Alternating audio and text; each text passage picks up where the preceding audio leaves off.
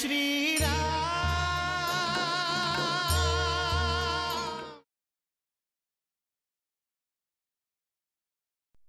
मंगलम भगवान विष्णुर्मंगलम गरुड़ध्वजः मंगलम पुंडरीकाक्ष मंगलाय तनोहरिः।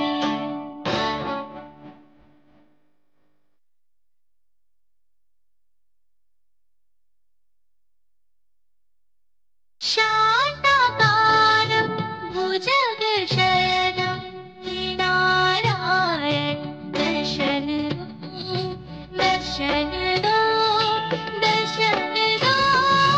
लक्ष्मीकान्तं कमलनयनं प्रिय दर्शन दर्शन दो शान्तकारं भुजगशयनं नारायण दर्शन दो।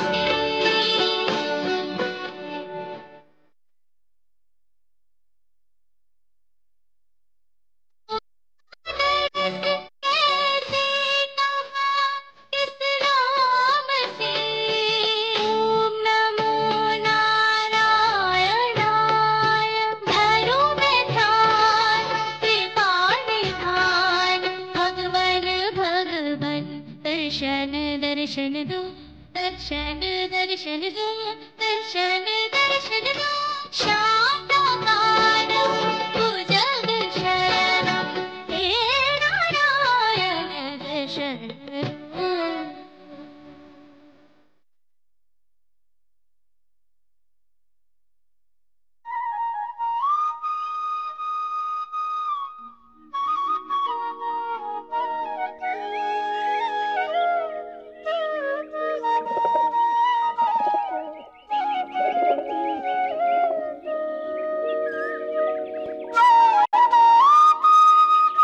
প্রণাম গুরুমাতা। রাম, এসে গেছো? গুরুমাতা, গুরুদেব আমাদেরকে বলেছেন যে ভিক্ষাটা এনেছি সেটা আপনাকে দিয়ে দিতে। যাও, ওখানে মাটির কলসি রাখা আছে, তোমরা 4 জন গিয়ে ভিক্ষার জিনিস রেখে দাও।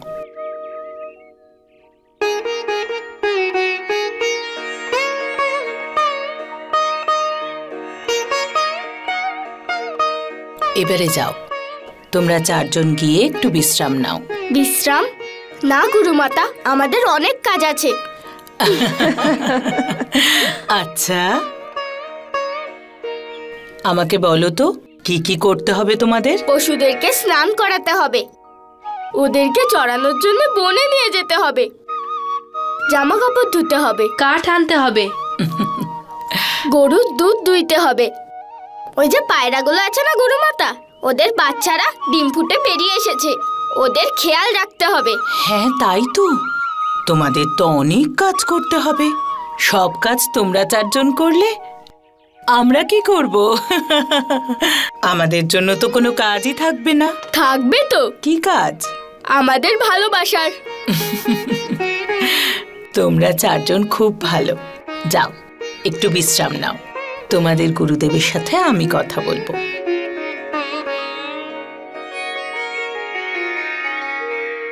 প্রণাম গুরুদেব। আয়ুষ্মান ভব।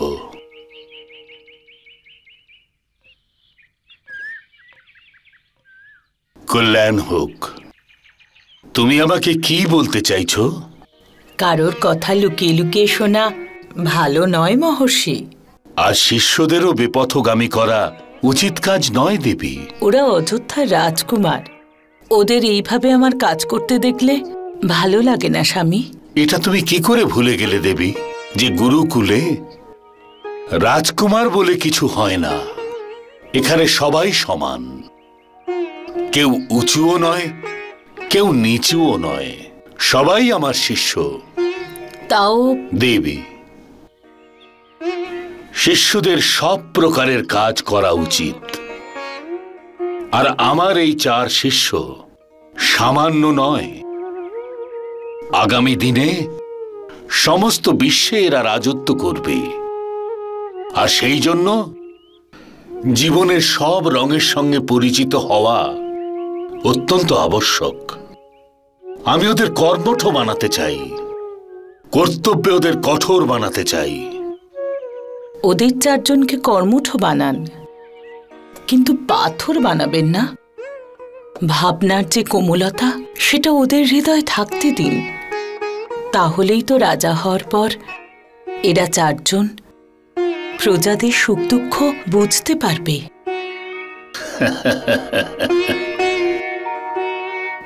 দেবী, এইসব কথা তুমি কোথায় শিখলে? আপনার কাছেই। আপনি আমার স্বামী আর গুরুদেবও বটে। দেবী, রাম, লক্ষণ, ভরত আর শত্রুঘ্নের মনে ভাবনার কোমলতাকে উজ্জীবিত রাখবার জন্য আমি তোমাকে নিযুক্ত করছি। ওম।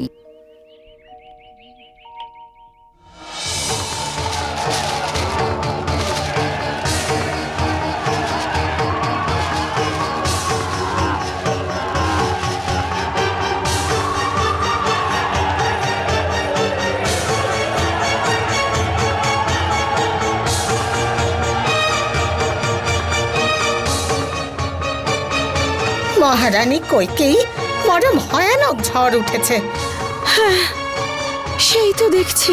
মহারানী, আমাদের ভরত গুরুকুলে ঠিক আছে তো? কি বলছো কি মন্থরা? অশুভ কথা বলো না।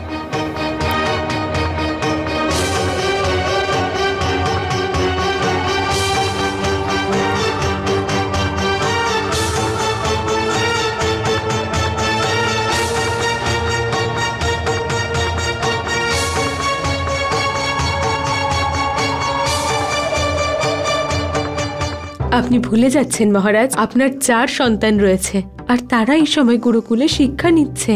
গুরুকুলে তো সব কুটির মহারাজ, ওখানে রাজভবনের সুরক্ষা নেই। ওখানে ওরা কুশের শয্যাতে শোয় মহারাজ। এরকম আবহাওয়ায় ওরা ওখানে থাকবে কি করে? সবই তো ভেঙে যাবে। সব তছনছ হয়ে গেছে। আপনি হাসছেন মহারাজ?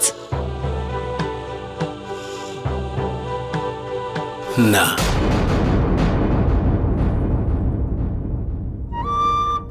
আমি খুব ভালো করে জানি মহারানী যে গুরুদেবের ছত্রছায়ায় আমার 4 পুত্র কুশলেই আছে। ঝড় আসুক, তুফান আসুক কিংবা যে কোনো দুর্যোগ, গুরুদেব কেবল আমার পুত্রদেরই নয়, বরং তার সকল শিষ্যকেই রক্ষা করতে সম্পূর্ণ সমর্থ আর সক্ষম। গুরুদেবের ওপর আমার বিশ্বাস অটল। আপনি দেখেছেন স্বামী কি প্রচন্ড ঝড় উঠেছে? দেখে যাচ্ছি। তাও আপনি রামকে যজ্ঞের জন্য কাঠ আনতে বনে পাঠিয়েছেন। দেবী, তুমি শুধু রামের কথাই কেন জিজ্ঞেস করলে? ওর সঙ্গে আমার অন্য শিষ্যরাও তো গেছে জঙ্গলে। তুমি তো ওদের বিষয়ে কিছু জিজ্ঞেস করলে না। জানি না কেন আমার সব থেকে অধিক রামের জন্যই চিন্তা হয়। তুমি শুধু রামেরই নয়, সব শিষ্যরই গুরু মাতা। আর আপনি শুধু গুরুদেব নন, মাতা পিতা, ঈশ্বর, রক্ষক, সবকিছু। ওদের রক্ষা করা আপনার ধর্ম। তাও আমি ওদের এই ঝড়ের মধ্যে পাঠিয়েছি। তুমি কি চাইছো যে আমি আমার শিষ্যদের মোমের পুতুল তৈরি করি যা যখন তখন ভেঙে যেতে পারে? না দেবী, এইরকম অনেক তুফান আসবে আমার শিষ্যদের জীবনে। যদি সেই সময় ওরা সেই তুফানের সামনাসামনি না দাঁড়াতে পারে, তাহলে আমার শিষ্যরা জীবন যুদ্ধে হেরে যাবে। ওই বৃক্ষকে দেখো,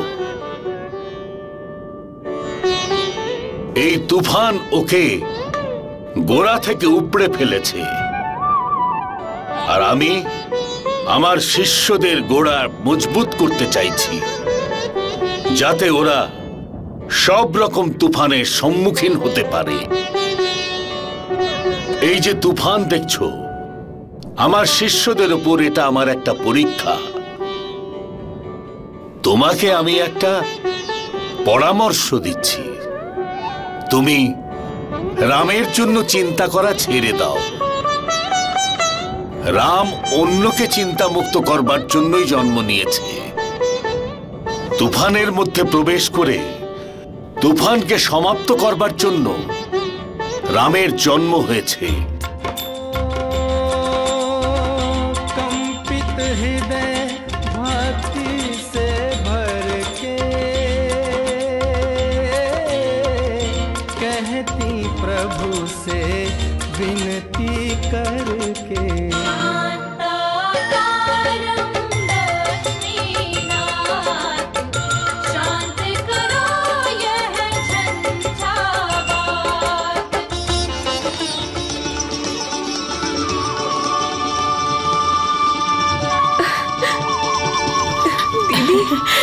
ভগবান আমাদের কথা শুনেছেন, ঝড় থেমে গেছে। সুমিত্রা, কইকেয়ী, আমাদের শীঘ্রই গুরু বশিষ্ঠের আশ্রমে যেতে হবে। ওখানে গিয়ে ওদের সঙ্গে দেখা করতে হবে। হ্যাঁ দিদি, হ্যাঁ দিদি। এই ঝড়ে যার যা যা ক্ষতি হয়েছে তার ক্ষতিপূরণ দিতে হবে। সুমন্ত্র, আগে মহারাজ। সবার প্রথমে প্রজাদের রক্ষা করতে সৈন্য পাঠাও, আর সেই সঙ্গে পথে পড়ে থাকা গাছগুলোকে তুলে পথ পরিষ্কার করে দাও, যাতে যাতায়াতে কোনো বাধা না থাকে। প্রকৃতির এই ক্রোধের কারণে বহু মানুষ আহত হয়ে থাকবেন। তাদের দেখাশোনা এবং চিকিৎসার ব্যবস্থা যেন অতি শীঘ্র হয়ে যায়। যথা আজ্ঞা মহারাজ।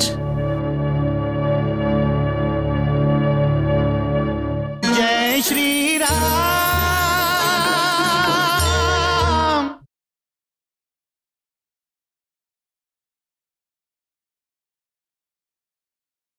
जय श्री राम।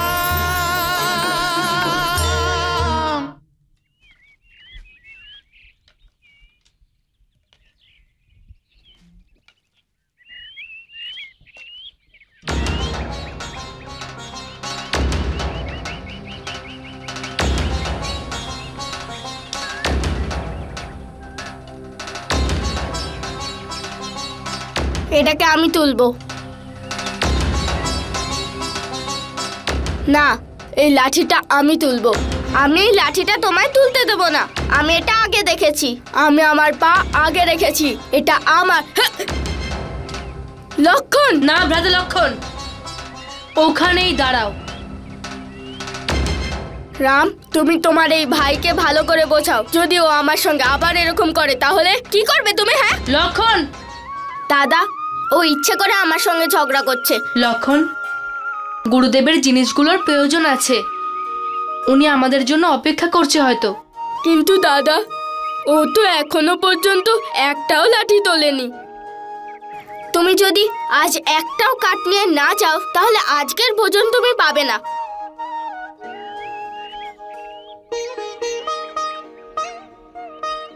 তোমার দান আমার প্রয়োজন নেই। কি করলে এটা? তুমি যদি আমার দাদাকে অপমান করো তাহলে আমি তোমাকে ছাড়বো না। না লক্ষণ, বিবস্বান আমাদের গুরু ভাই। আমার কোনো ভাই নেই, তুমি আমার ভাই নও।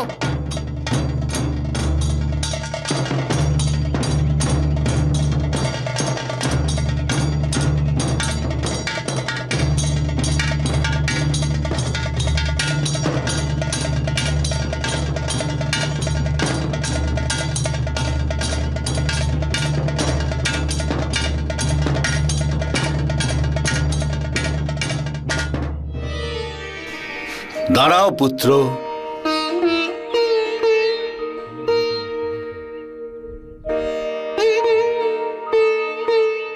কল্যাণ হোক।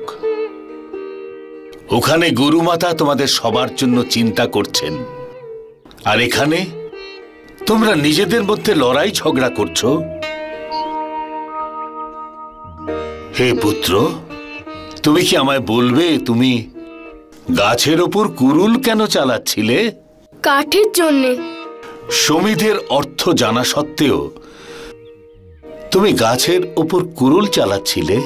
দেখো বৎস, গাছের শুকনো ডাল যখন নিজে থেকে মাটিতে পড়ে যায় তাকেই আমরা সমিধ বলে থাকি। আর যজ্ঞে আহুতি দেবার জন্য এই সমিধেরই প্রয়োগ হয়। যজ্ঞে আহুতি দেবার জন্য কোনো গাছ কাটা উচিত নয়। আমার প্রিয় শিষ্য, গাছ আমাদের বন্ধু, আমাদের সখা। এই গাছ স্বয়ং রোদের মধ্যে দাঁড়িয়ে থাকে, গরমের জ্বালা সহ্য করে, কিন্তু আমাদের ছায়া দেয়। যদি আমরা এই গাছের ওপর পাথরও ছুঁড়ি, তবুও এই গাছ আমাদের উপর রাগ করে না, বরং ওই পাথরের বদলে এই গাছ আমাদের ফল দান করে। এই গাছ, এই বৃক্ষ, এই পত্র সকল পরিবেশের সাম্যতা বজায় রাখে, আমাদের সাহায্য করে। যদি এই গাছ না থাকে তাহলে বর্ষা হবে না, যদি বর্ষা না হয় তাহলে নদীতে জলও থাকবে না, আর যদি নদী শুকিয়ে যায় তাহলে দেশে দুর্ভিক্ষ আসবে। যদি তুমি গাছ লাগাতে না পারো তাহলে গাছ কাটবারও তোমার কোনো অধিকার নেই। প্রত্যেক প্রাণীর, মনুষ্যর কর্তব্য হলো এই গাছ লাগানো, কেটে ফেলা নয়। বুঝতে পেরেছ?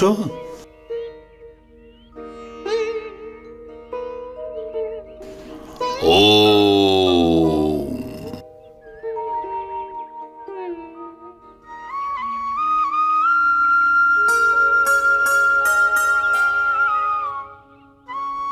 এসো বিবস্মান।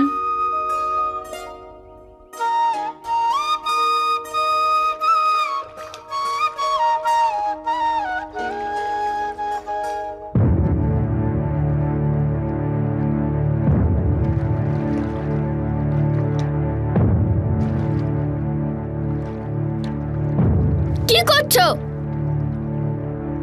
জলকে ভয় পাও নাকি, ভীতু কোথাকার?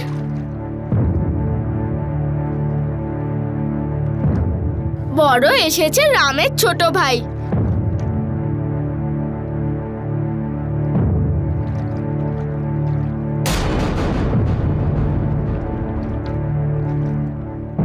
লক্ষণ, নিজের গরুদের সরাও, আমায় ওদিকে যেতে হবে।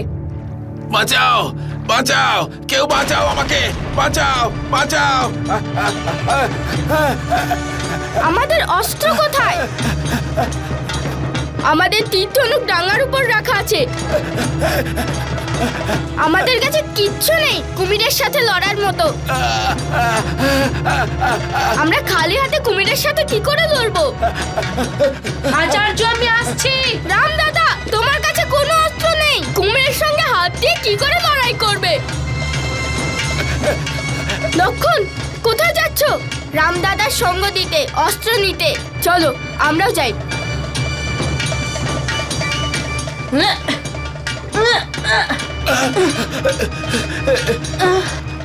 রাম, রাম, আমি।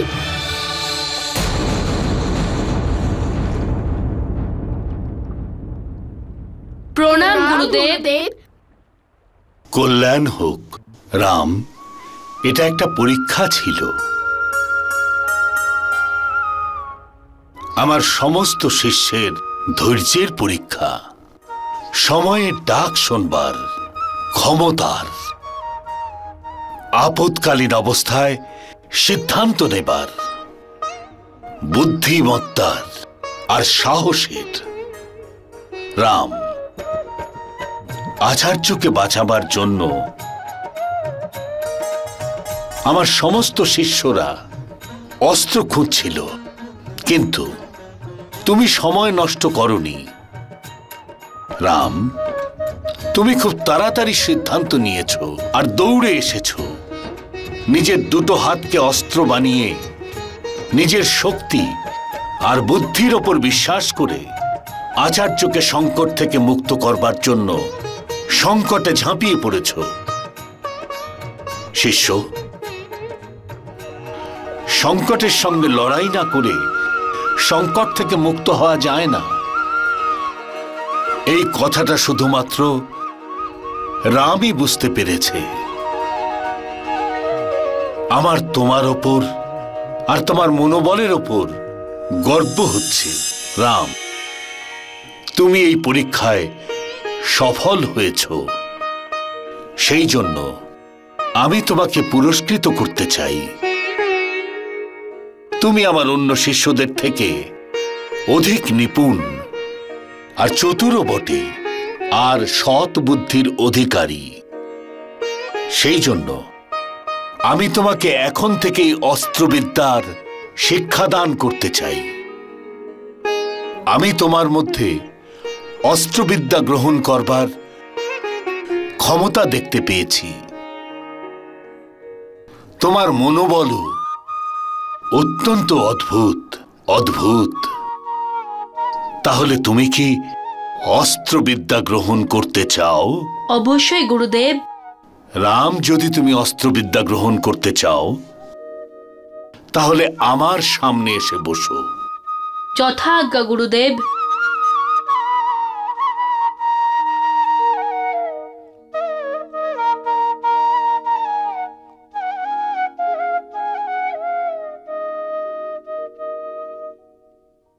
যেই রকম গুরুকুলের আচার্য কুমিরের কামড়ে আটকে পড়েছিল, যদি ওই রকমই কোনো পরিস্থিতিতে তুমি আটকে পড়ো, তাও অস্ত্রহীন অবস্থায়, তখনও তুমি নিজেকে অস্ত্রহীন মনে করবে না।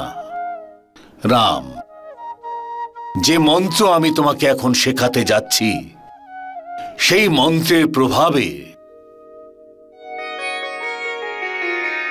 এই কাঠের টুকরোটাও অস্ত্রে পরিণত হবে আর তোমাকে রক্ষা করবে।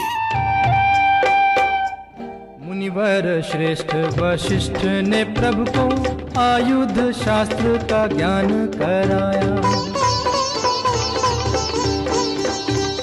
शिष्य के ज्ञान से गुरु ने प्रसन्न हो घास का तिनका हाथ उठाया।